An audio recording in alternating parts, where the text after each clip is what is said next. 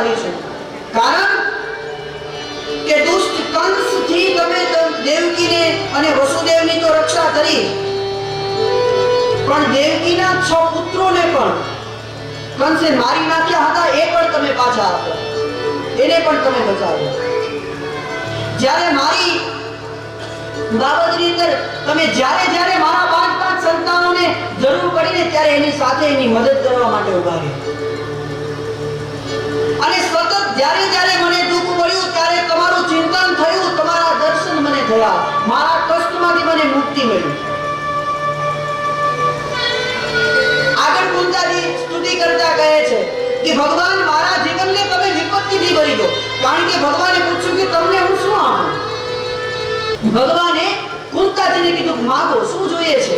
એ સમયે કુંતાજી ફરીથી કહે છે હે કૃષ્ણ, મારા જીવનને વિપત્તિથી ભરી દો, કારણ કે જ્યારે મારા જીવનમાં વિપત્તિ આવી છે, જ્યારે મારા જીવનમાં મુશ્કેલી આવી છે, ત્યારે ભગવાન ભવતો તવ દર્શનમ ઈશ્યા, જ્યારે મને મુસીબત આવી છે ત્યારે તમારા દર્શન થયા છે, ત્યારે તમે મને મારું રક્ષણ કરવા માટે આવ્યા છો.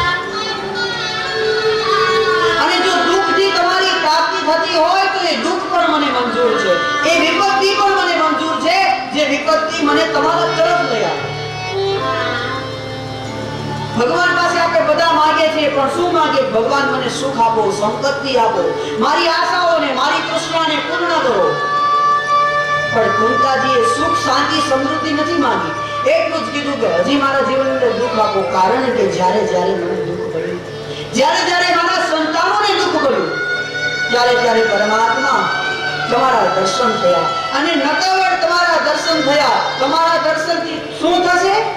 એકવાર જો તમારા દર્શન થશે તો અપુનર્ભવ દર્શનમ, તમારા દર્શનથી એ જે તૃષ્ણા છે એ छिपाશે નહીં. વારે એમ થશે ભગવાન તમારા દર્શન કરે, અને અંતે તમારા સાનિધ્યમાં આવીને અમને મુક્તિની પ્રાપ્તિ થશે.